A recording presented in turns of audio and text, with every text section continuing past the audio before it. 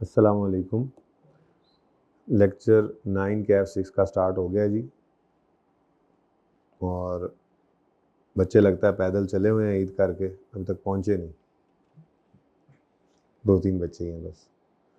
Prepare notes on intangible assets and correction of error, 2 note बनाने हैं, ठीक है। करेक्शन ऑफ एरर हमने IS 8 में पढ़ा हुआ है, तो जो पढ़ा हुआ है वो पूछ सकता है 8-10 नंबर का, पूछ लिया उसने, ठीक है। अच्छा, IS 8 आप पढ़ के आए तो ये पिछले सेशन में तो इधर चला गया था, लेकिन अब वापस FAR से कॉर्पोरेट रिपोर्टिंग में आ गया। अब IS 8 अभी भी आपका FAR में ही है। तो ये जब आया था परिचय में तब भी ये IS 8 FAR के अंदर ही था, और ये करेक्शन ऑफ एरर का नोट उसके अलावा उसने आगे पूछा था, तो पूछ सकता है, ऐसी छोटी मोटी चीज़ मुश्किल नहीं होता। चलें, नोट बनाने हैं जी हमने। 31 दिसंबर 2022 हमारा ईयर एंड है, ठीक है। Following information pertains to intangible assets of अडेरो ऑन यकम मई 2022। अब हमारा ईयर एंड है 31 दिसंबर 22, ठीक है। HL acquired an 8-year license at a cost of 174। तो ये तो आ गया हमारे पास एडिशन, यानी हमारे पास ये पहले नहीं था, इसी साल खरीदा उन्होंने license. HL plans to use the license for 6 years, useful life आ गई इसकी। Licenses are traded in an active market, अगर ये बात आ गई है तो अब इसकी रेजिडुअल वैल्यू गिवन होगी, तो वो भी रेलेवेंट है हमारे लिए। और अगर रीवैल्यूएशन मॉडल कहे यूज़ करना है तो ये रीवैल्यू भी हो सकता है, ठीक है।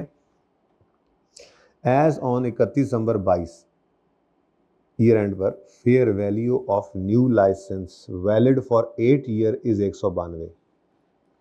अब 31 दिसंबर 22 पर जो बिल्कुल नया लाइसेंस खरीदने जाएंगे वो कितने का मिलेगा? 192 का। लेकिन जो ओल्डर लाइसेंसेज हैं वो भी बिकते हैं, ठीक है, एट अ फेयर वैल्यू। किस फेयर वैल्यू पे? Of new licence value less 2 million for each month of licence used. यानी जो पुराने लाइसेंस हैं वो भी बिकते हैं।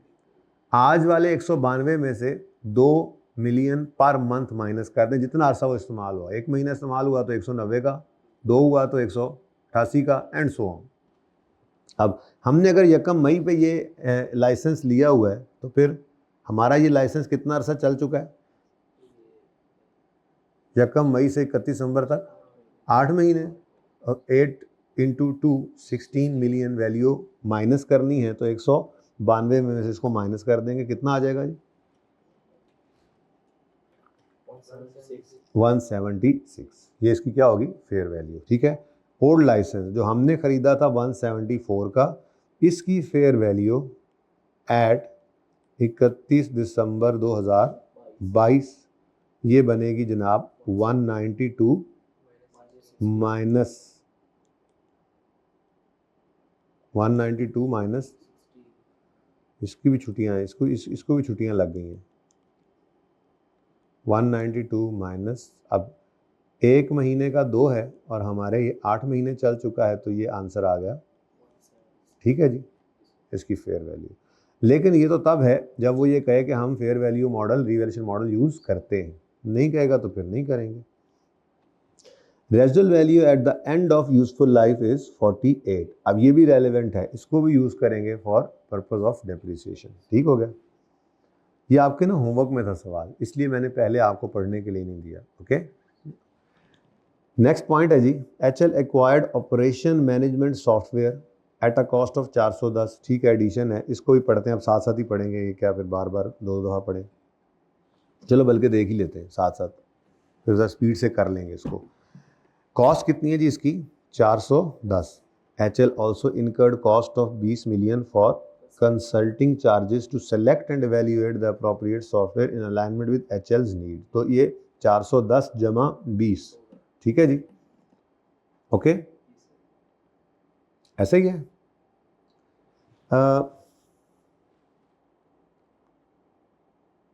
क्वेश्चनेबल बात है जी। 20 मिलियन कंसल्टिंग चार्जेस हैं जो कि सिलेक्शन और इवैल्यूएशन के लिए। थोड़ी थोड़ी मुझे लग रही है कि ये जैसे वो रिसर्च टाइप चीज़ है। बहरहाल इसको देख लेते। नेक्स्ट कहता है HL expects that indefinite life can be achieved if HL incurs future expenditure to enhance its performance ताकि वो AI के साथ जो है वो इंटीग्रेट हो जाए, लेकिन फ्यूचर कॉस्ट जब होगी तब देखेंगे, और जब वो हो जाएगी तब फिर इंडेफिनिट लाइफ की बात आएगी। फिलहाल तो ऐसा कुछ नहीं है। Without such expenditure software is projected to become technologically obsolete in 5 years। ठीक है जी, तो फिर इसका मतलब यही यूजफुल लाइफ हम लेंगे 5 साल, क्योंकि फ्यूचर में खर्चा होगा, वो इंटीग्रेट हो जाएगा और फिर वो इंडेफिनेट लाइफ के लिए बन जाएगा। ये अभी तो नहीं ना होगा, इसलिए जब होगा तब देखी जाएगी। क्वेश्चन अभी तक फिर भी यही चल रहा है। 410 क्या है जी? इस सॉफ्टवेयर की कॉस्ट है। और अच्छा, मेरा सवाल ये है कि क्या ये 20 मिलियन, अब नेचर चेक करते हैं ना इसकी, क्या ये 20 मिलियन ऐसी कॉस्ट है जो इसको काबिल इस्तेमाल हालत में लाने के लिए ज़रूरी है? क्या ये 20 मिलियन ऐसी कॉस्ट है? मेरा सवाल है। अगर मैं यहाँ पे जुमले को यूँ कर दूँ, HL also incurred cost of 20 million for consulting charges to, क्या कहते हैं उसको, चेंज करने को, ठीक है, कि उसको इस ऐसे ये चेंज कर लें कि हमारे एनवायरनमेंट में चल सके। अगर ये 20 मिलियन इसके लिए होता तो फिर क्या करते हैं? फिर तो कैपिटलाइज ही करना था। समझिए मेरी बात को। अगर ये जुमला यूँ होता, HL also incurred a cost of 20 million for consulting charges to change this software so that it can be used in HL's environment. तो ये क्या था? ये उस सॉफ्टवेयर को खरीदने के बाद का खर्चा था, जो ज़रूरी खर्चा था, जो एसेट को मैनेजमेंट की इंटेंडेड कंडीशन और लोकेशन में लाने के लिए ज़रूरी था। लेकिन मिसाल के तौर पे ये 20 मिलियन जो हमने इनकर किया, अगर हम इसको ना सेलेक्ट करते तो क्या ये कॉस्ट फिर भी कैपिटलाइज होनी थी? ये एक तरह की संक कॉस्ट बन जाती है। ये एसेट को काबिल इस्तेमाल हालत में लाने तक के लिए ज़रूरी कॉस्ट नहीं है, इसलिए इसको एक्सपेंस आउट करेंगे, एसेट को कैपिटलाइज करेंगे 410 पे। 20 मिलियन को हमने क्या करना है? इग्नोर। यहाँ पे क्या लिखा हुआ है? To select and evaluate appropriate software. Select करें, कौन सा लेना है जी? बंदा भेजा, अब वो बंदा गया है, वो इसके लिए सिलेक्ट करने का हो सकता है, इससे पहले भी 2 के लिए गया हो सिलेक्ट करने, तो इसके लिए भी चला गया सिलेक्ट करने। हो सकता है 10-12 सॉफ्टवेयर देखकर उसने, या कुछ लोगों से मशवरा करके उसने एक सिलेक्ट कर लिया, बस ठीक है। जब वो सिलेक्ट हो गया तो फिर उसने कहा, उन्होंने कहा जी ये खरीद लो, तो कॉस्ट को 410 पे ही रखना है, इस 20 को एसेट की कॉस्ट में ऐड नहीं करना। अगर ये कंसल्टेंसी चार्जेस इसलिए होते कि ये हम इस तरह से आल्टर कर लें, इसको ऐसे चेंज करें कि हमारे एनवायरनमेंट में चल ले, वरना वैसे चल नहीं सकता, तो फिर वो कैपिटलाइज होने वाली कॉस्ट होती। ठीक है, सही है। तो इस 410 को हमने क्या करना है जी? एक एक्सपेंस आउट करना है, इसको इग्नोर कर देंगे। ठीक है जी, आगे। लाइफ भी कौन सी लेनी है? 5 साल। कॉस्ट कितनी लेनी है? 410। लाइफ कौन सी लेनी है? 5 साल। After acquisition of new software, existing software would henceforth serve limited purposes. ठीक है जी, existing software was acquired for 240 million. लो जी, वो कह रहा है कि जब नया सॉफ्टवेयर आ जाना है तो पुराना जो है वो लिमिटेड पर्पज़ के लिए रह जाए, पुराना लिमिटेड पर्पज़ के लिए रह जाएगा। ये नहीं कह रहा कि उन्होंने रिप्लेस कर देना। एक हमने पहले सवाल किया था जिसके अंदर पुराना सॉफ्टवेयर हमने ख़त्म कर दिया था और नया ले आए थे, लेकिन यहाँ पे वो कह रहा है नए के आने के बाद ये लिमिटेड यूज़ का रह जाएगा, लेकिन डिस्पोज नहीं कर रहे।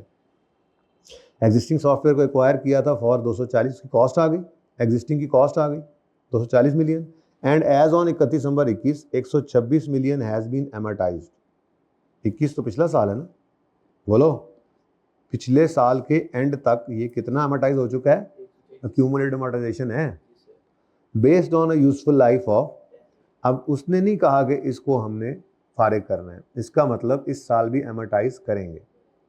ठीक है, डिस्पोज नहीं कर रहे, लेकिन चूंकि लिमिटेड यूज़ में आ गया है तो हो सकता है कि इसकी कोई एस्टीमेट में चेंज आ जाए, कुछ ऐसी बात हो जाए, वो आगे जाकर देखते हैं। ठीक है, ऑन 31 दिसंबर 22 HL has estimated that value in use of existing software would be, impairment testing से गुजार लें, फिर वो यूज़ नहीं ना जो पहले था, लिमिटेड यूज़ में आ गया। This valuation has been computed using cash flow projected over revised remaining life of. अब ये बड़ा टेक्निकल काम था। ठीक है, अब मामला क्या है यहाँ पे इसकी बात कर ले। तो पहली बात, नए नए डेप्रिशिएट होने हैं, कब से अमोटाइज होना है? कब से? 1 जुलाई से। 6 महीने नए की अमोटाइजेशन आएगी। ठीक है, लेकिन पुराने ने भी अमोटाइज होना है, लेकिन पुराने की अमोटाइजेशन पूरे साल की होनी है। ओके। लेकिन मसला क्या आया है? मसला ये आया है कि हम इस वक्त खड़े हुए हैं, ये हमारा साल है 1 जनवरी 2022 से 31 दिसंबर 2022 वाला, ठीक है। अब वो कह रहा है ऑन 31 दिसंबर 22 HL ने वैल्यू इन यूज निकाली है 58 और ये वैल्यूएशन कंप्यूट की गई है using cash flows projected over revised remaining life of, लेकिन किस दिन खड़े होकर ये रिमेनिंग लाइफ निकाली गई है? अब एस्टीमेट चेंज का रूल क्या है?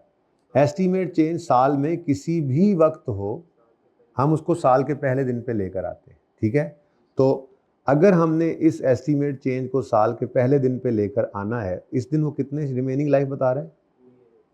अब 3 तरह के एस्टीमेट्स हैं जो चेंज हो जाते हैं नॉर्मली। रेजुअल वैल्यू चेंज हो सकती है, लाइफ चेंज हो सकती है और डेप्शन मेथड चेंज हो सकता है।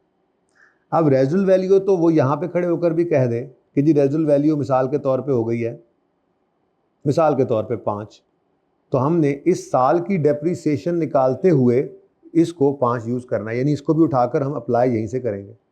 वो कह दे मेथड बदल दो, तो हमने इस साल की डेप्शन ही नए मेथड से निकालनी है, तो वो इस साल के पहले दिन से ही अप्लाई हो गया। लेकिन ये जो यूजफुल लाइफ वाला एस्टीमेट है ना, ये बड़ा जालिम है। अगर वो यूं लिखता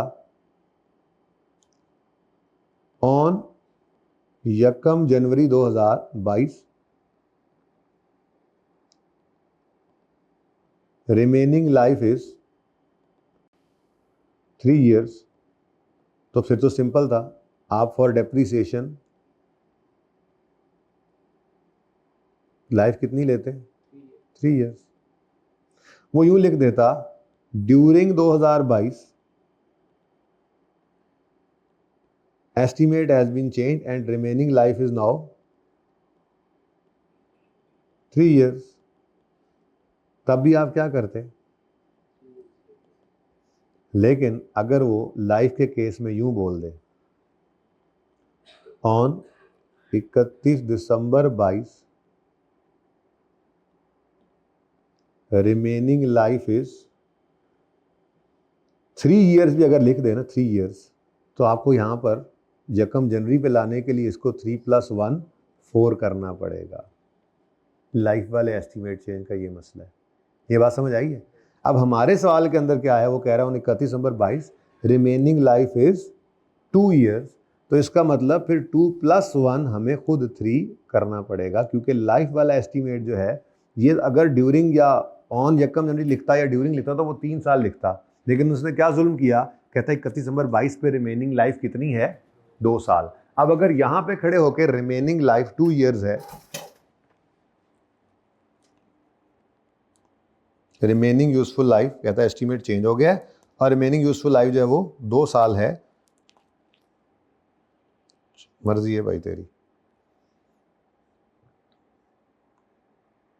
रिमेनिंग यूजफुल लाइफ जो है वो 2 साल है, तो आपको इधर ले जाने के लिए +1 करना पड़ेगा और यहाँ पर रिमेनिंग यूजफुल लाइफ जो है वो 3 years आपको लेनी पड़ेगी। ठीक है, सही है? ये बात समझ आई है? अब होगा क्या, पुराना नए वाला तो सिंपल 410 या जितना 410 ही था उसको आप डिवाइड करेंगे, कितने साल लाइफ, ये कितने साल लाइफ रखी हुई है जी? 5 साल, डिवाइड बाय 5 इंटू 6/12 कर देंगे। लेकिन पुराने वाले का एस्टीमेट चेंज हो गया। ठीक है, अगर आप गौर करें तो उसकी रिमेनिंग लाइफ, पहले उसकी ओरिजिनल लाइफ कितनी थी यहाँ पर उसने बताया है यूजफुल लाइफ 10 साल की एस्टीमेटेड है ये।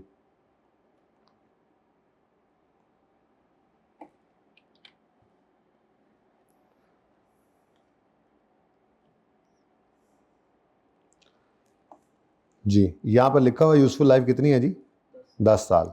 ये उसकी ओरिजिनल लाइफ थी, और अगर 10 साल ओरिजिनल लाइफ है तो 240/10 करें तो 24 रुपये 1 साल की डेप्शन आती है। तो 126/24 करके देखें कितने साल गुजर गए हैं बाय द वे,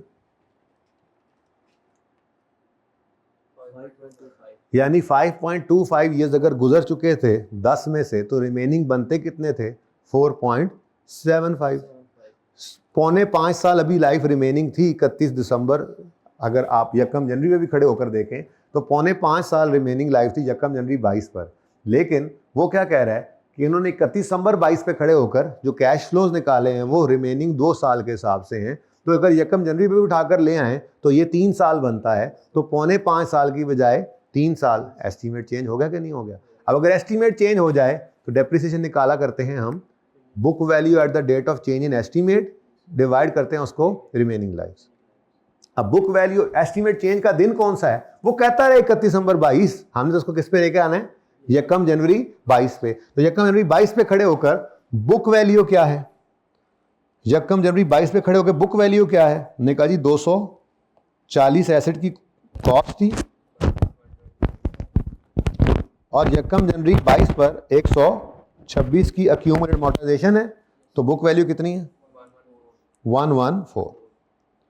ये 114 book value at the date of change in estimate है और यकम जनवरी 22 पे, और यकम जनवरी 22 पे रिमेनिंग लाइफ 3 साल है, 2 साल नहीं 3 साल। ठीक है, तो ये सिंपल सा सवाल है, बस मुश्किल नहीं था, ही इसमें मामला था एक गड़बड़। समझ आई इस बात की? ठीक है। अब सॉफ्टवेयर का कॉलम होगा, ओपनिंग में 240 वाला एसेट पड़ा है और ओपनिंग उसकी कमिटेशन आ जाएगी 126। फिर नया एडिशन डालेंगे 410 का, 20 को नहीं लेना, बात कर ली। फिर इस साल के अमोर्टाइजेशन दोनों एसेट्स की होगी, एक 6 महीने और दूसरे एस्टीमेट चेंज के साथ पूरा साल। ठीक है, डन। 10 मिनट में सवाल करना है, फिर ये डिस्कशन सारी हो गई तो 10 मिनट में होना है फिर ये। ठीक है, उसके बाद ये कहता है 2022। अच्छा, अब इसके ऊपर फिर इंपेयरमेंट टेस्टिंग भी करनी है। 114 आ गया ना, 114 को डेप्रिशिएट करके लाओगे 31 दिसंबर 22 पे, तो इसकी कोई ना कोई बुक वैल्यू आएगी। उस बुक वैल्यू को, समझ नहीं आई ये बात? ये 114 वाला एसेट पुराना, इसको डेप्रिशिएट करें अगर, तो ये डेप्रिशिएट होकर इधर पहुंचेगा। अब उसने सवाल में रिकवरेबल अमाउंट भी दी हुई है, क्योंकि लिमिटेड यूज रह गया था ना इसका, तो जो पहले यूज सोचा हुआ था फायदा वो शायद अब इससे नहीं आना, तो उसने रिकवरेबल अमाउंट निकाल कर दी। तो उसको कंपेयर करेंगे इस बुक वैल्यू से, इंपेयरमेंट हुई तो वो भी चार्ज करेंगे। ठीक है, अच्छा जी, अच्छा पॉइंट था ये भी। तीसरा point, during the year 22 it was discovered that entire cost of 1050 incurred on a project has been recorded as intangible without considering, लेकिन ये शुक्र है कि ड्यूरिंग 2022 ही है, वरना तो हो सकता है IAS 8 के अंदर वो करना पड़ता। अब ये करेक्शन ऑफ एरर है, वैसे शायद पिछले साल में भी आए, यही एरर लग रहा है मुझे। चलें खैर देखते हैं। हाँ 21 भी आ रहा है पता 22 में लगा है, ओ माय गॉड, पता 22 में लगा है, कोई बात। क्या कहता है जी? The project development was commenced on यकम अगस्त 2021 and up till the launch of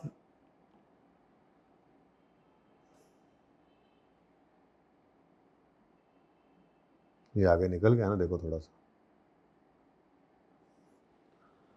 अच्छा जी,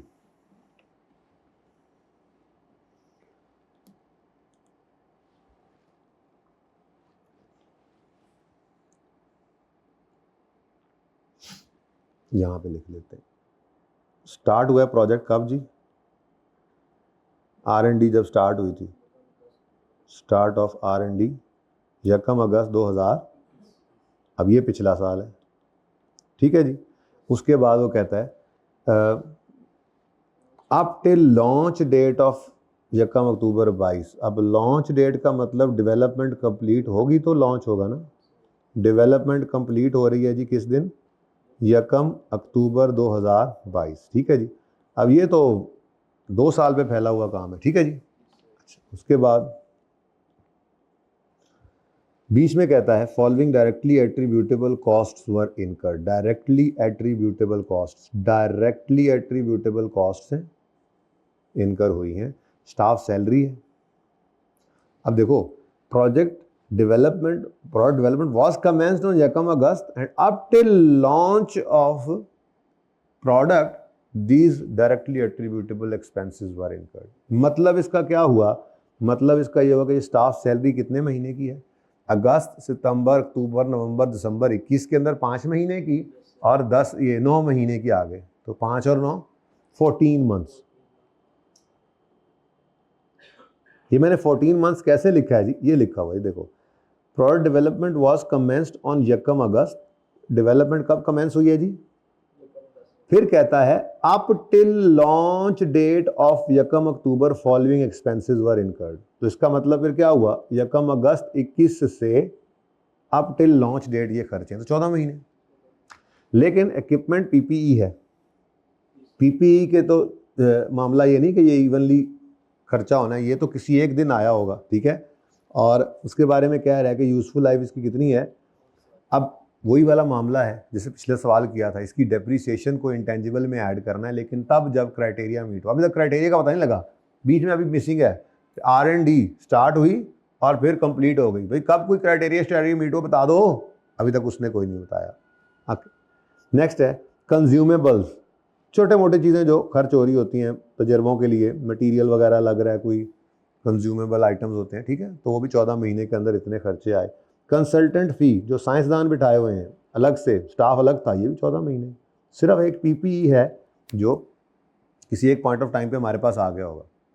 ओके, अच्छा जी, अब उसने क्या किया, उसने सारा 1050 जो है वो 2022 में पता लगा है कि वो उसने क्या कर दिया हुआ है, कैपिटलाइज कर दिया हुआ है, ठीक है। चलें, the recognition criteria for capitalization of internet was met on यकम फरवरी 2022। चलो जी, मिल गया, क्राइटेरिया मेट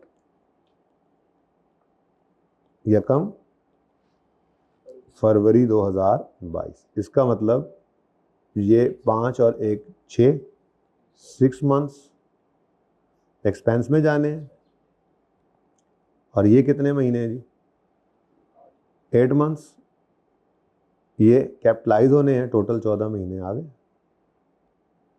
ओके, अब ओरिजिनल एंट्री, स्टाफ सैलरी,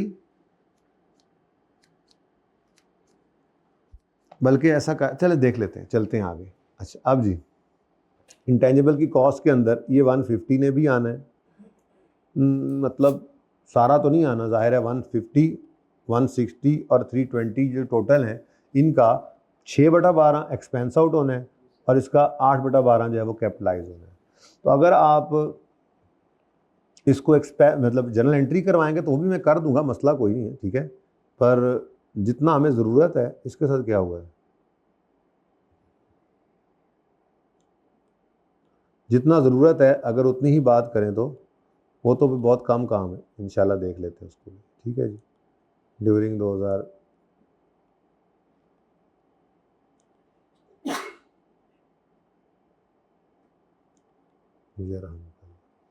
अच्छा, आगे कहता है ऑल कॉस्ट हैव बीन, ये बात तो हम पहले ही कह रहे हैं वैसे, all cost have been incurred evenly during the period except equipment which was purchase specifically for this product development on यकम सितंबर 21। ये पिछले साल में आ गया। अब सितंबर, अक्टूबर, नवंबर, दिसंबर 4 महीने की इसकी डेप्रीसिएशन इंटेंजिबल में ऐड होगी। एक्सपेंस आउट इसलिए नहीं होगी, नहीं 21 की बात है, ठीक है ठीक है ठीक है ठीक, और उसके बाद फिर इस साल वाली कैपिटलाइज होने की तरफ आएगी, ठीक है। अच्छा जी, 8 साल इसकी लाइफ है। Useful life of developed product is 8 साल, ठीक है ठीक है। पीपी 5 साल के लिए चलना है और ये प्रोडक्ट डेवलप हो गई है, अब इसको अमोर्टाइजेशन के लिए आपने जब यूज़ करना है तो इसकी लाइफ कितनी है जी, 8 साल।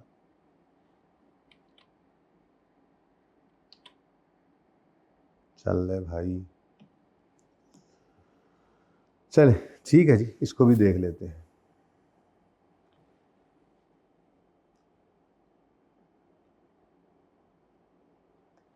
HL uses revaluation model for subsequent measurement of its intangibles wherever possible। तो लाइसेंस के केस में ये पॉसिबल था, उसके अलावा तो कहीं नहीं था।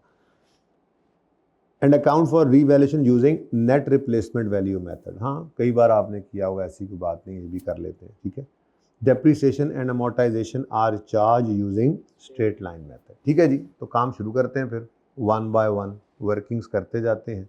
नोट का पहले फॉर्मेट बना लेते हैं मेरे ख्याल से, बल्कि मैं तो समझता हूँ बोर्ड तो खैर खुला डुल्ला ही है, देख लेते हैं। नोट की पहले मेन बॉडी बनाते हैं। 3 हमें एसेट्स नज़र आए हैं और उसने कॉलम ऑफ टोटल रिक्वायर्ड नहीं है, ऐसी कोई बात नहीं की, तो वो रिक्वायर्ड है, पर आप घर पे बनाएंगे, मैं टोटल कॉलम बस लिख दूंगा, ठीक है।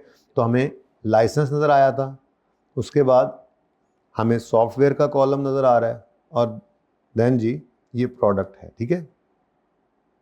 ओके,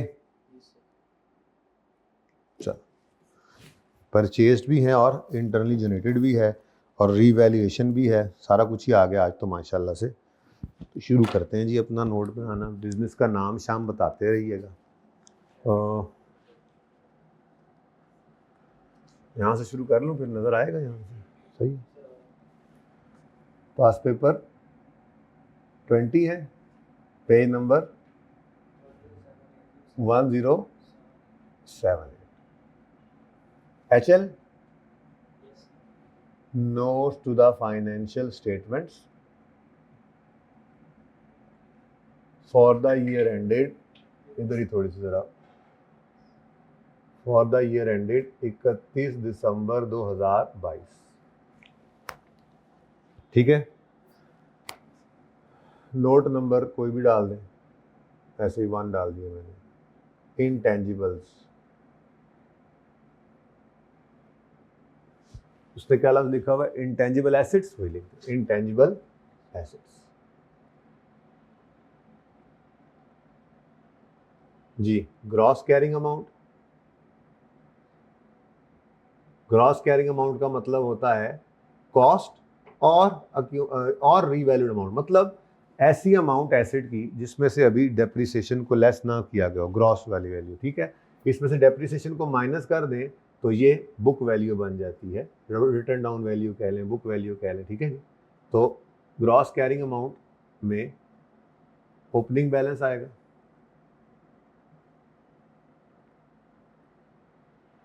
उसके बाद एडिशन।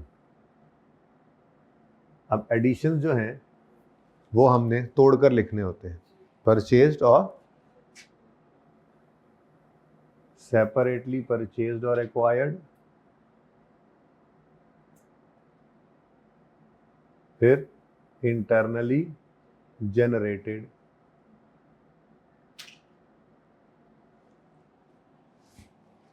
ठीक है जी। उसके बाद डिस्पोजल्स, वैसे डिस्पोजल था तो कोई नहीं, ना हो सवाल में तो स्किप भी कर सकते हैं लाइन। फिर ट्रांसफर, रीवैल्यूएशन, नजर आ रहा है आमिर भाई, आपको नजर आ रहा है ये क्या लिखा हुआ है? इधर से नहीं नजर आ रहा तो बताओ ना। रीवैल्यूएशन और क्लोजिंग बैलेंस।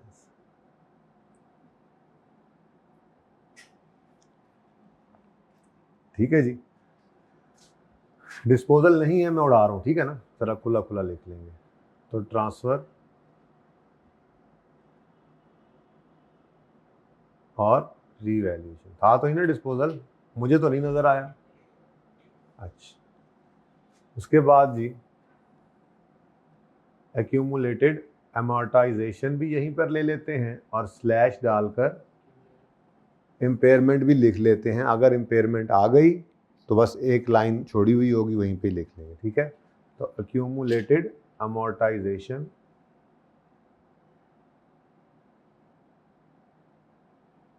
या इम्पेयरमेंट। अच्छा, अब ओपनिंग के बाद आपको पता है रीवैल्यूएशन होनी है लाइसेंसेस की, तो ट्रांसफर करनी है एक्यूमुलेटेड डेप्रिसिएशन। तो एक छोटी सी टिप हुआ करती है यहाँ पर कि अगर start of the year revaluation हो रही है तो ओपनिंग के बाद ट्रांसफर लिखें, फिर डेप्रिसिएशन एक्सपेंस फॉर द। ये समझ आ रही है? ये नोट डायरेक्ट ही बनाना शुरू कर दिया मैंने, पढ़ा हुआ है ना IAS 16 में, वैसे तो IAS 38 भी पढ़ा हुआ है, IAS 16 में पढ़ा हुआ है रीवैल्यूएशन। समझ आ रही है? ट्रांसफर पक्की बात है, नहीं आ रही तो शर्म नहीं करनी, मैं फिर पढ़ा लूँगा, कोई मसला नहीं। वैसे हमने रीवैल्यूएशन करनी भी, अभी वर्किंग में भी करेंगे, और IAS 16 की भी रीवैल्यूएशन अच्छे से रिवाइज करनी है फॉर IAS 12। यहाँ पर डेफर टैक्स करंट टैक्स वाला जो डेफर टैक्स वाला जो हमारा स्टैंडर्ड है उसके लिए भी हमने रीवैल्यूएशन को रिवाइज करना है। एनीवेज, ट्रांसफर ऑफ, ये जो नेट रिप्लेसमेंट मेथड होता है ना, इसमें हम क्या करते हैं, एक्यूमुलेटेड डेप्रिसिएशन रीवैल्यूएशन के दिन तक जितनी पड़ी होती है उसको एसेट अकाउंट में ट्रांसफर करते हैं ताकि एसेट अकाउंट बुक वैल्यू पे आ जाए। ठीक है, तो अब इस ट्रांसफर की एंट्री होती है accumulated depreciation debit, asset credit. ठीक है, तो accumulated depreciation का ये सेक्शन है, लेजर जैसे कह लें, यहाँ पे इसको डेबिट करना है और एसेट वाली साइड से यहाँ से क्रेडिट करना है। ट्रांसफर दोनों जगह पे आना है, ठीक है। अब वो ट्रांसफर की फिगर इधर कहाँ लिखें, तो उसके लिए एक छोटी सी टिप हुआ करती है कि अगर start of the year revaluation हो रही हो तो आप पहले ट्रांसफर लिखें फिर डेप्शन या अमोर्टाइजेशन लिखें, और अगर ईयर एंड पे रिवैल्यूएशन हो तो पहले डेप्रिसिएशन या अमोर्टाइजेशन लिखें फिर ये कोई स्टैंडर्ड ने नहीं कहा, ये एक टिप है गलती से बचने के लिए, एरर फ्री एक तरीका है, बहुत बेहतर हो जाता है। तो खैर हमारे सवाल में ईयर एंड पे रिवैल्यूएशन है तो मैं पहले लिखूंगा अमोर्टाइजेशन, ठीक है, और फिर लिखूंगा ट्रांसफर, ठीक है जी। अच्छा, उसके बाद डिस्पोजल सवाल में है नहीं, लेकिन मैंने फिर भी एक लाइन छोड़ दी है कि कहीं कोई इम्पेयरमेंट वगैरह आ गई ना जी, तो यहाँ पर बस उसको लिख देंगे इम्पेयरमेंट लॉस और कहानी ख़त्म हो जाएगी, ठीक है। अब क्लोजिंग कॉस्ट, ये क्लोजिंग, इसमें से ग्रॉस कैरिंग अमाउंट में से क्लोजिंग एक्यूमुलेटेड अमोर्टाइजेशन या इम्पेयरमेंट जब माइनस करेंगे तो क्लोजिंग हमारे पास क्या आ जाएगी, बुक वैल्यू।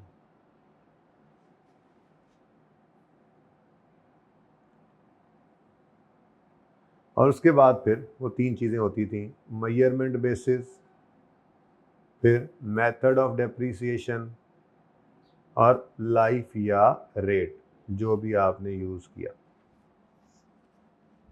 तीन एसेट्स नज़र आए हैं हमें, तो वो तो मैं लिख ही लेता हूँ। नंबर 1 क्या था जी, लाइसेंस। लाइसेंस एक ही है ना, हमारे पास तो एक ही है, ठीक है, कोई बात नहीं, लाइसेंसेस भी लिख सकते हैं। उसके बाद क्या है जी, सॉफ्टवेयर्स, ये अब 2 हो जाने, सॉफ्टवेयर्स आ गए। और तीसरा प्रोडक्ट, डेवलप्ड प्रोडक्ट को प्रोडक्ट है, ठीक है जी। और चौथा कॉलम है जी टोटल का, जो आपका होमवर्क है, अभी भी घर पे कर लिया तो अच्छी बात है। रुपीज इन मिलियन सवाल को करेंगे हम, इधर लिख देता हूँ फिर मैं।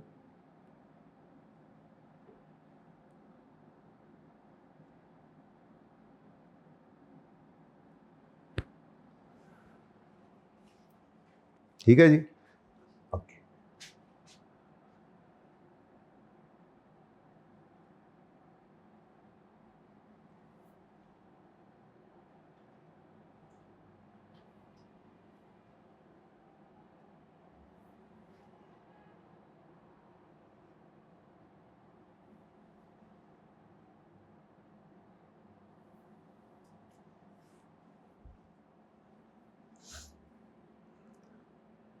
अच्छा जी, अब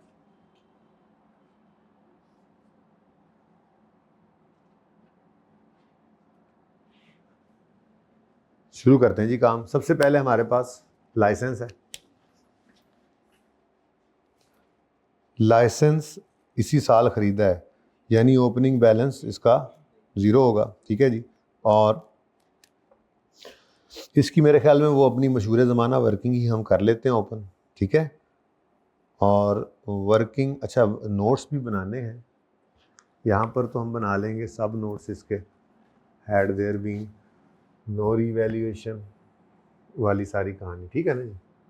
लास्ट रिवैल्यूएशन किस दिन हुई, यहाँ तक। फिर इधर करेक्शन ऑफ एरर का नोट बनाने की कोशिश करेंगे। मेरे ख्याल में यहाँ से वर्किंग शुरू कर सकते हैं, तो वर्किंग यहाँ से स्टार्ट करते हैं। वर्किंग 1 करेंगे हम, डेट, डिस्क्रिप्शन,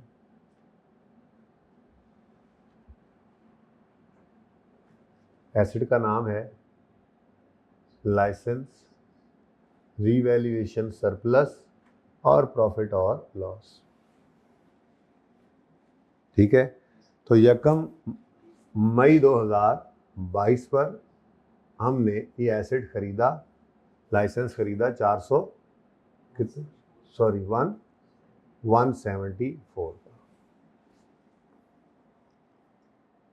अब इसने एमोटाइज होना है, तो एमोटाइजेशन कैलकुलेट करनी है, तो कॉस्ट तो आ गई 174, इसकी रेजिडुअल वैल्यू है 48 लेंगे, क्योंकि एक्टिव मार्केट में ट्रेड हो रहे हैं। और इसकी लाइफ वो कह रहा है जी हम नहीं, अच्छा ये वो और था, कितनी लाइफ है जी इसकी, 8 ईयर्स। कहाँ पे है, हाँ, HL acquired an 8 year licence, तो इसकी लीगल लाइफ भी आ गई हमारे पास। तो 174 इसकी कॉस्ट आ गई, 48 इसकी रेजल वैल्यू आ गई और 8 ईयर्स इसकी लाइफ आ गई। लेकिन कितने महीने? यकम मई से 31 दिसंबर तक 8/12 जी। कितनी आ गई अमोर्टाइजेशन? हाँ तो बिल्कुल फिर 6 लेंगे। सॉरी, आपने खुद ही 8 बताया, आगे कहीं लिखा होना है, पढ़ा था शायद। वैलिड फॉर 8 ईयर्स है। हाँ, तो HL प्लान्स, तो भाई ये देखो उसकी समय जैसे इकोनॉमिक लाइफ होती है, तो 8 साल का लाइसेंस होता होगा, लेकिन उन्होंने 8 साल के लिए भी लिया है ना, तो उनका अपना प्लान क्या है? 6 साल इस्तेमाल करेंगे, तो यूजफुल लाइफ भी क्या है? 6 साल ही है। ठीक है जी। 14 ओके, तो बच गई जी बुक वैल्यू 160। अच्छा, उसके बाद जी अब चूंकि रीवैल्यूएशन मॉडल लग सकता है तो इसको रीवैल्यू करेंगे, ठीक है। और रीवैल्यूड अमाउंट ये 176 मैंने आपको निकाल कर भी दिखाई है, तो यही यहाँ पर वर्किंग शो कर देंगे। तो 31 दिसंबर 2022 पर एक लाइन खाली छोड़कर रीवैल्यूड अमाउंट लिखेंगे हम। रीवैल्यूड अमाउंट 192 माइनस 2 इंटू 8 करके निकाली थी, कितनी जी? 176। तो 16 रुपीज़ का रीवैल्यूएशन सरप्लस आ गया, और ये जनाब आपने यहाँ पर लिख दिया। और चूंकि ईयर एंड हो गया है तो अब इसको मज़ीद आगे लेके जाने की ज़रूरत नहीं। ठीक हो गया जी। अब पहली बात, आसान क्यों है? ओपनिंग में तो कुछ था ही नहीं। फिर एडिशन हुआ है, ये इंटरनली आपने परचेज किया है या इंटरनली जनरेट किया है? बोले, परचेज किया है, तो क्या कॉस्ट आ गई? 174। सवाल में गिवन थी सीधी सीधी 174, आपने यहाँ पर लिख दिया, जनरेट नहीं किया इंटरनली आपने। ठीक हो गया। उसके बाद इधर देखो क्या हो रहा है, 14 रुपीज़ की एमोर्टाइजेशन पहले हो रही है, इसीलिए अगर स्टार्ट ऑफ द ईयर रिवेशन हो तो पहले ट्रांसफ़र फिर एमोर्टाइजेशन, और अगर एंड पे हो तो पहले एमोर्टाइजेशन फिर ट्रांसफ़र। इस तरह गलती के चांसेस नहीं रहते। तो ये 14 रुपये की एमोर्टाइजेशन यहाँ पर आ जाएगी। वर्किंग नंबर 1 का रेफरेंस दो, या आपने वर्किंग 1 में निकाली। ठीक हो गया जी। उसके बाद अब कुछ याद है? रीवैल्यूएशन, रीवैल्यूएशन के दिन क्या करते थे जी? पहले क्या करते थे? एक्यूमुलेटेड डेप्रिसिएशन या अमोर्टाइजेशन को ट्रांसफ़र करते थे एसेट अकाउंट में, ताकि वो बुक वैल्यू पे आ जाए। अभी अभी आपने एंट्री बोली, क्या एंट्री है? Accumulated amortisation debit asset credit. अब अमोर्टाइजेशन, एक्यूमुलेटेड अमोर्टाइजेशन का नेचर क्या है? एक्यूमुलेटेड अमोर्टाइजेशन की नेचर क्या है? क्रेडिट। एक्यूमुलेटेड अमोर्टाइजेशन के लेजर की नेचर क्या है? क्रेडिट। तो उसको डेबिट कर रहे हैं तो मतलब कम हो रहा है। और एसेट की नेचर क्या है? डेबिट। तो उसको क्रेडिट कर रहे हैं तो मतलब, तो दोनों में ही ये ट्रांसफ़र हमेशा क्या हुआ करेगी? माइनस। ठीक है। अब कितनी एमोर्टाइजेशन इकट्ठी हो चुकी हुई है जी? सामने ही पड़ी। तो 14 रुपीज़ की एंट्री करोगे एक्यूमुलेटेड अमोर्टाइजेशन का अकाउंट डेबिट और एसेट का अकाउंट क्रेडिट। ठीक हो गया जी। उसके बाद जी थोड़ा और ऊपर आ जाओ भैया। अब हो गई ट्रांसफ़र, एसेट बुक वैल्यू पे आ गया। अब इसकी एंट्री क्या बनती है? एसेट डेबिट सरप्लस इन OCI क्रेडिट। पूरी बात करो, रिवीजन करनी है, बहरहाल फिर भी पूरी बात करो। एसेट डेबिट रीवैल्यूएशन सरप्लस इन OCI क्रेडिट। ठीक है। तो कितने से डेबिट? 16 से। अच्छा, अब बचपन में आपको यूँ सिखाया जाता होगा कि PPE का नोट बनाते हुए या इंटेंजिबल एसेट का नोट बनाते हुए सिर्फ आपने एसेट वाले कॉलम को देखना है, तो बस उसी को देखें, आपका सवाल खत्म। 174 का एसेट आया, फिर 14 से अमोर्टाइजेशन हुई, फिर उसके बाद 16 का सरप्लस रिकॉर्ड हो रहा है। ठीक है। अब ईयर एंड पर ये किस पे नज़र आएगा? 1, तो बिल्कुल सही सवाल जा रहा है, 176 ही तो इसकी फेयर वैल्यू थी, उस पर उठाकर ले आए। और यहाँ पर 0 क्यों आ रहा है? ईयर एंड पे रीवैल्यूएशन हो तो जितना बैलेंस पड़ा होता है एक्यूमुलेटेड अमोर्टाइजेशन में वो तो ट्रांसफ़र हो जाता है, तो एसेट अकाउंट में फिर वो एक्यूमुलेटेड अकाउंट के अंदर नील बैलेंस आ जाता है। तो ईयर एंड के ऊपर रीवैल्यूएशन थी, इस वजह से 176 पर ही एसेट नज़र आएगा। ये वर्किंग से भी मैच किया करता था। ठीक हो गया? यहाँ तक कोई मसला? अच्छा, मेजरमेंट बेसिस रीवैल्यूएशन मॉडल आ गया, मेथड स्ट्रेट लाइन, और लाइफ कितनी यूज़ की है जी आपने? जी 6 ईयर्स, 6 ईयर्स। ठीक है। अब रीवैल्यूएशन के अपने कुछ अलग से भी डिस्क्लोजर्स होते थे। रीवैल्यूएशन होने की वजह से वो डिस्क्लोजर्स आया करते थे। वो डिस्क्लोजर्स कुछ याद है किसी को? जी, सबसे पहले हम इफेक्टिव डेट लिखा करते थे रीवैल्यूएशन की, ठीक है, कि revaluation is perform on 31 December bye independent valuer कह दें, क्योंकि वो एक्टिव मार्केट ही है। ठीक है। Number 2, movement in revaluation surplus, उसके लिए एसेट को छुपा लेते थे और सरप्लस वाला कॉलम देखते थे। यादें ताज़ा हो रही हैं? और तीसरा, had there been no revaluation, तो बुक वैल्यू क्या, उसका भी शॉर्टकट आप लोगों को आता है। ठीक है। खैर वो भी रिवाइज करते हैं दोबारा। तो यहाँ पे हम आएंगे, यहाँ पे हम लिखेंगे, नोट्स ही चालू हैं, तो 1.1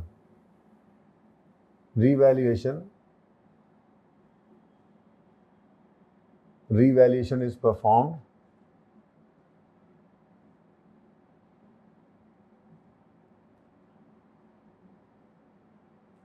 on 31 December 2022 by an independent firm of valuers. बस, ठीक है जी। दूसरा सब नोट क्या होता था जी? मूवमेंट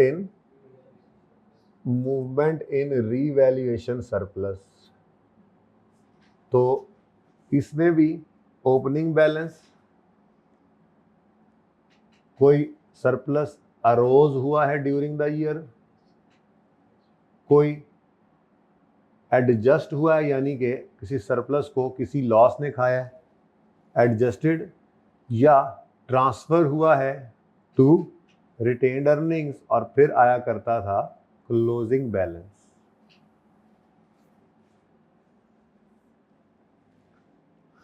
अब नोट हमारा 31 दिसंबर 2022 का है। कंपैरेटिव नहीं कहे तो पिछला साल बनाने की ज़रूरत नहीं। अब 31 दिसंबर 22 पर हमने ओपनिंग नहीं लेना होता, बल्कि ओपनिंग हमें चाहिए होता है 1 जनवरी 2022 पर। ये तो क्लोजिंग है ना जी। ओके। अब 1 जनवरी 22 पे ओपनिंग निकालने की बजाय ज़्यादा सेफ क्या होता है, रीवैल्यूएशन केस में एक दिन पीछे चले जाएं और 31 दिसंबर 21 पे खड़े होकर क्लोजिंग निकालें जिसको ओपनिंग बनाएं। लेकिन 21 वाले साल में तो ये एसेट था ही नहीं, तो इसलिए 31 दिसंबर 21 पे कुछ भी नहीं था, जो 1 जनवरी 22 पे भी कुछ नहीं। फिर इस साल सरप्लस आया है, जिसकी एंट्री हुई है एसेट डेबिट सरप्लस इन ओसीआई क्रेडिट। रिवाइज करना पड़ेगा, इंशाल्लाह सारा करेंगे, रिवाइज करके आएंगे इंशाल्लाह। ओके। बहरहाल अभी ये सवाल मैंने डायरेक्ट ही करा दिया, हो सकता है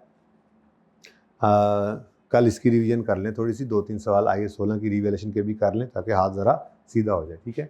अच्छा, अब जी 16 क्या है? Arose during the year. फिर कोई एडजस्टमेंट नहीं है, कोई ट्रांसफ़र नहीं है, और क्लोजिंग भी क्या आ रहा है जी? 16 ही आ रहा है। तो ये मूवमेंट है जिसको आपने सिर्फ अरोज लिख कर भी आप लिख सकते थे। क्या आपने लिखना था? मूवमेंट ओपनिंग 0, अरोज 16 और क्लोजिंग 16, बस। ठीक हो गया जी। और तीसरा सब नोट होता था जी, had there been no revaluation, had there been no revaluation, book value of licence would have been कितने मिलियन जी? अब वैसे तो 160 है, नज़र आ रहा है, लेकिन ये आसान सवाल है, हम अपना रूल रिवाइज करते हैं। वो रूल ये होता था कि अगर आपने सबसे पहले तो ईयर एंड की बुक वैल्यू को पकड़ना है, ठीक है, और उसके सामने देखना है।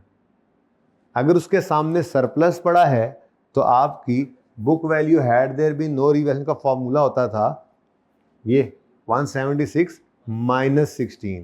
सरप्लस है तो माइनस, लॉस होता है सामने बचा हुआ इधर तो वो प्लस हो जाता है। ये शॉर्टकट, इसको आजमा के देख लेंगे जितने सवाल भी और करेंगे। तो फिलहाल तो इतना आसान सवाल था कि सामने ही नजर आ रही है बुक वैल्यू भी, लेकिन रूल क्या है, book value had there been no revaluation अगर आपने करनी है, book value had there been no revaluation, तो इसके लिए आपका रूल क्या है, अगर इफ रिवैल्यूएशन सरप्लस है तो क्या करो, 176 में प्लस कर दो सरप्लस,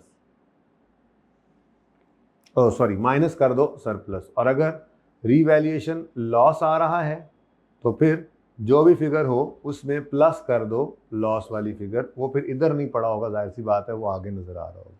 सिंपल, ठीक है, सही हो गया। तो इसका मतलब लंबी चौड़ी वर्किंग कोई नहीं है जी। 176 माइनस 16 कितना बन गया, 160 मिलियन, और यहीं पे हम इस तरह से 176 माइनस 16 करके उसको दिखा देंगे। ठीक हो गया। अच्छा, इसके बाद अब यहाँ पे हमने नोट नंबर 2 बनाना होगा। क्या नोट का नाम है, करेक्शन ऑफ एरर। तो मैंने कहा था उसकी जगह खाली रख लेना, वर्किंग वहाँ पे कर लेंगे, करेक्शन ऑफ एरर हम यहाँ पर नोट बनाएंगे।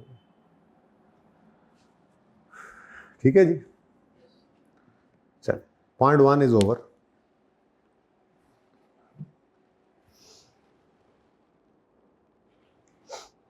अच्छा जी, पॉइंट 2 10 मिनट में करना था सवाल हमने। ऑन यकम जुलाई 22 साल के दरमियान, वही बात तो सारी हो ही गई है, ठीक है।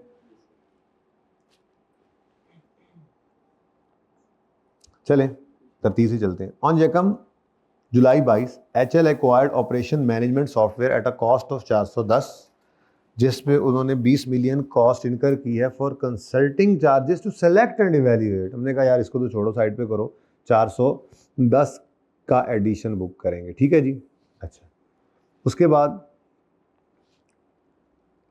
इसकी लाइफ हमने लेनी है जी 5 साल, और 6 महीने के लिए इसको अमोर्टाइज भी करना है। डन हो गया।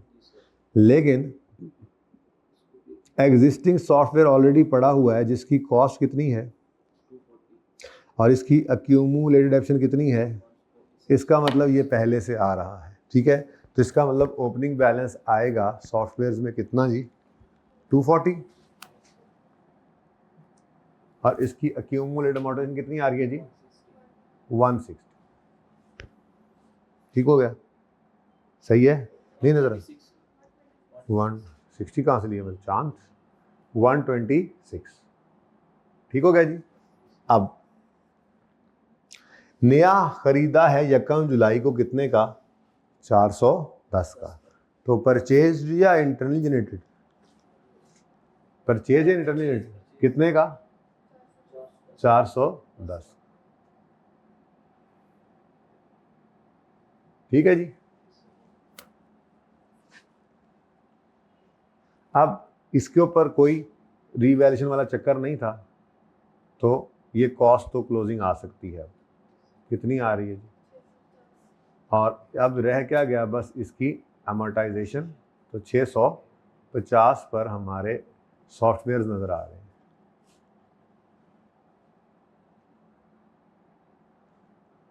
ठीक है।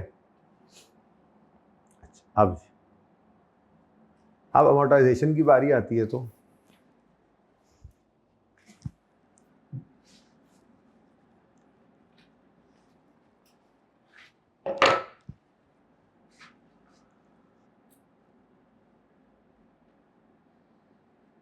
amortization of license।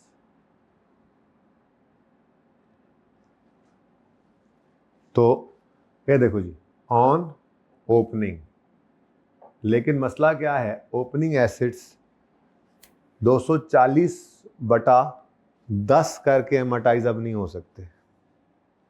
240/10 क्यों नहीं हो सकते? क्योंकि एस्टीमेट क्या हो गया? चेंज। अब एस्टीमेट चेंज हुआ है 1 जनवरी 2022 पे, हम खींच के लाए हैं। हुआ तो 31 दिसंबर 22 पे जाके पता लगा है, लेकिन हम इसको 31 दिसंबर 22 पे खींच के लाए, ठीक है। और लाइफ उसने बोली 2 साल, हमने इसको करना है 3, प्लस 1 जनवरी 22 पर ही हमें बुक वैल्यू चाहिए होगी, जो कि 1 जनवरी 22 पर हमें अवेलेबल है डेटा। ये देखो ना, ये 1 जनवरी 22 ही तो है, ठीक है, 1 जनवरी 22। अब 1 जनवरी 22 पर जो कॉस्ट नजर आ रही है उसमें से आप एक्यूमुलेशन को माइनस कर दें तो 1 जनवरी 22 चेंज इन एस्टीमेट जिस दिन हम कह रहे हैं इफेक्टिव करना, उस दिन की बुक वैल्यू आ जाएगी। तो यहाँ पे हमने आकर लिखा 240 माइनस 126, कोई रेजल वैल्यू तो नहीं है इसकी। डिवाइड करें इसको रिमेनिंग लाइफ से, जो आपने 2 नहीं लेनी, उसने बोला, वैसे मैंने आपको बताया था कि 4.5 साल यहाँ पे लाइफ बचती थी 1 जनवरी 22 पर, लेकिन 31 दिसंबर 22 पे कह रहा है 2 साल रह गए। तो मैंने कहा 1 जनवरी 22 पे इसका मतलब 3 साल रहते हैं, तो हमने 3 साल यूज करने हैं लाइफ, ये ठीक है जी। इसको आगे जाके स्टार लगा के लिख भी देते हैं। 3 कैसे निकाला है जी हमने, यहीं पर ना लिख दूं, 2 + 1, ठीक है जी। ये पूरे साल की एमोर्टाइजेशन आ गई, बोलो 38। उसके बाद ऑन एडिशन, अब नया कितने का खरीदा है जी? 410 का। इसकी रेजल वैल्यू भी कोई नहीं है, और इसकी लाइफ क्या सोचा है जी? 5 साल। इसको इस्तेमाल करेंगे तो इसकी लाइफ आ गई जनाब 5। ज़रा तंग हो रहा है, चलो खैर 410/5 जी, 6/12 भी करना है बिल्कुल। 1 जुलाई को है कितना जी? 41 टोटल,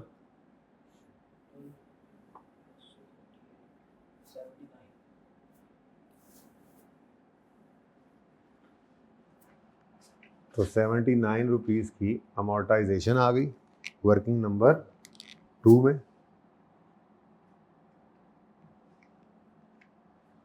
और टोटल क्या बन गया? 205। अब 650 में से 205 माइनस किया तो 445 आ गया। कॉस्ट मॉडल पे चलेंगे, स्ट्रेट लाइन मेथड यूज करेंगे, और लाइफ 5 भी है, लाइफ 3 भी है, तो कोई मसला नहीं है, दोनों भी लिख सकते हो, सिर्फ 5 भी लिख सकते हो। तो मैं यहाँ पे यूँ लिख दूंगा 3 to 5 years।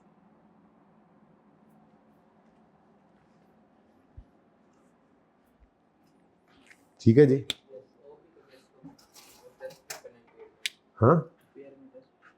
हाँ सॉरी यार, छुट्टियों के बाद मेरी भी छुट्टियां हुई पड़ी हैं ना।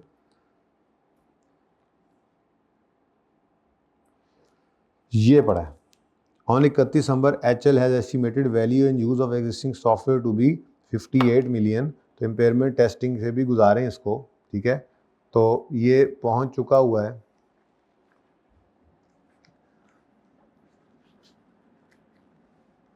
वर्किंग 3, इम्पेयरमेंट टेस्टिंग,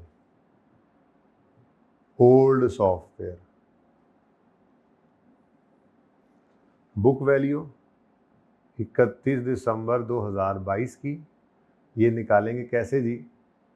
मतलब 240 तो था, कॉस्ट थी ना, माइनस 126 साल के पहले दिन तक की डेप्रिसिएशन अमोर्टाइजेशन थी, और 38 मजीद आ गई तो 76 है। जबकि रिकवरेबल अमाउंट, इसको हम यूँ कहते हैं रिवाइज्ड बुक वैल्यू या रिकवरेबल अमाउंट, क्योंकि ये बुक वैल्यू से कम आ रही है। नजर आ रहा है कि अगर मिसाल के तौर पे यहाँ पे लिखा होता 78, ये यहाँ पे लिखा होता 78, तो हम कहते हैं जी 78 रिकवरेबल अमाउंट है, बुक वैल्यू 76 है, तो यहाँ पर हम 76 ही लिखते और इम्पेयरमेंट लॉस कोई भी ना आता, क्योंकि इम्पेयरमेंट लॉस या तो होता है या नहीं होता, ऐसे ही है। लेकिन अभी क्या मामला आया, 31 दिसंबर 22 पर रिकवरेबल अमाउंट कितनी हो गई है जी, 58। तो हमने कहा ओहो, एसेट को राइट डाउन करके 58 पे लाएं, बुक वैल्यू को रिवाइज कर लें, बुक वैल्यू को उठा के रिकवरेबल अमाउंट पे ले आए और 18 रुपए का इम्पेयरमेंट लॉस बुक करें। तो यहाँ पर इम्पेयरमेंट लॉस आ गया जी, ये इसलिए जगह छोड़ी हुई थी वैसे। इम्पेयरमेंट लॉस कितना जी, 18। तो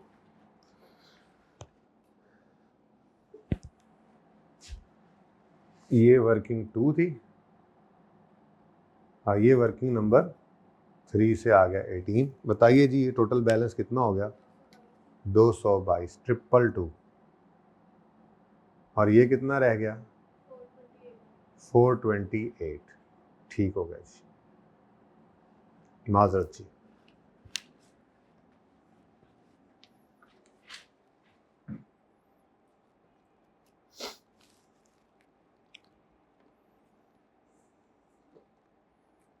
चलें जी आगे, और बोलो। नेक्स्ट है आपकी प्रोडक्ट।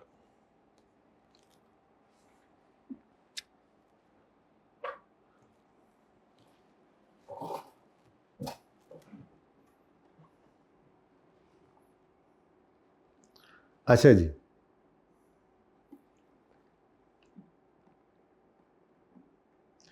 इंटेंजिबल की कॉस्ट जो है वो आनी है 150 जमा 160 जमा 320 टोटल करके उसको 8/12 करना है, सही है। अगर मैं सिर्फ सवाल की हद तक बात करूं, पीपी के इंटेंजिबल के नोट की बात करूं तो दूसरा तो प्रायर ईयर एरर है, उसकी करेक्शन तो हम पार्ट बी के लिए करेंगे, क्या ख्याल है, कर सकते हैं ना, ये कर लें डायरेक्ट, ठीक है। अब इसका टोटल करके हमने 8/12 कर देना है, और फिर प्लस एक और चीज़ भी आनी है। अब वो डेप्रीसिएशन 400, आपका अपना नंबर 420 आ गया, ठीक है। इस 420 को डिवाइड करोगे इसकी लाइफ से, और ये किस दिन आया है, यकम सितंबर 21 पे। तो सितंबर अक्टूबर नवंबर दिसंबर 4 महीने 21 वाले भी एक्सपेंस में जाने हैं, और 22 का जनवरी भी एक्सपेंस में जाना है।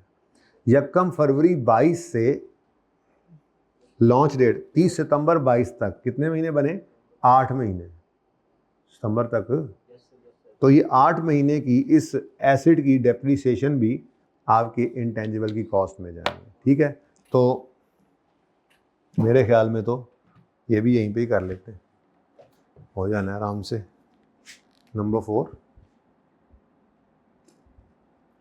Cost of product.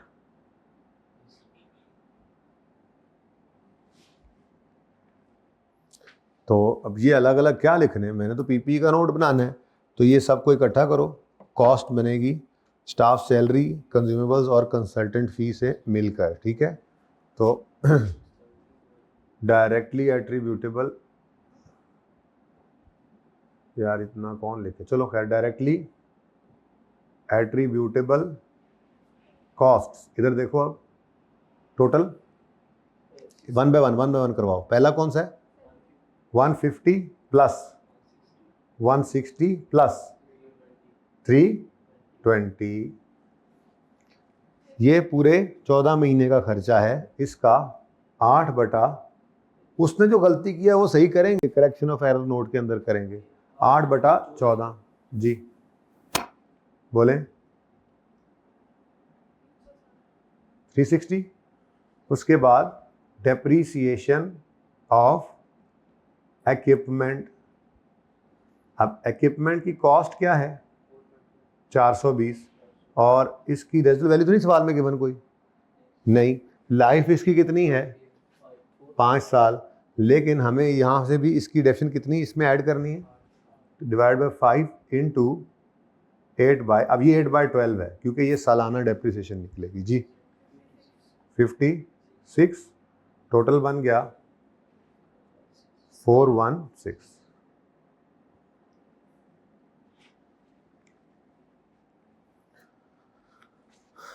तो आपकी प्रोडक्ट की कॉस्ट आ गई जी 416, और इसकी साथ ही यार इधर ही जगह थोड़ी सी बना कर इसकी एमोटाइजेशन भी इसी अगली लाइन में कर देते हैं, ठीक है। इसकी एमोटाइजेशन आएगी डिवाइडेड बाय 8 इंटू सितंबर, अक्टूबर, नवंबर, दिसंबर, ठीक है। 4 महीने की इसकी एमोटाइजेशन हम ले लेंगे। 4 बनते हैं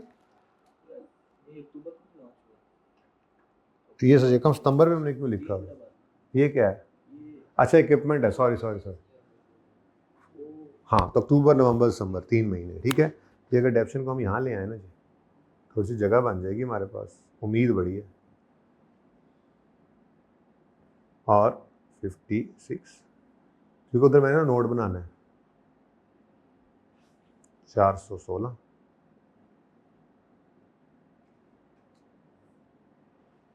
ठीक है जी। और उसके बाद वर्किंग नंबर 5 कर लेते हैं जी, अमोर्टाइजेशन ऑफ प्रोडक्ट। 416 इसकी कॉस्ट आ गई, लाइफ आ गई इसकी 8 साल आपने बताइए गालिबन, और 1 अक्टूबर से 3/12 जी 13।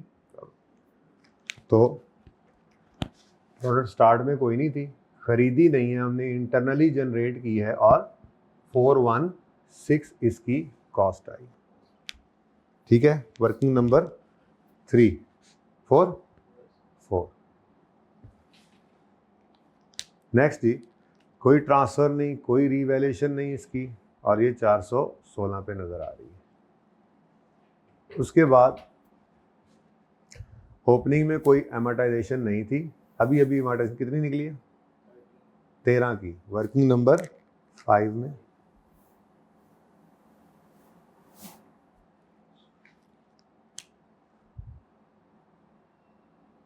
तो 416 माइनस 13,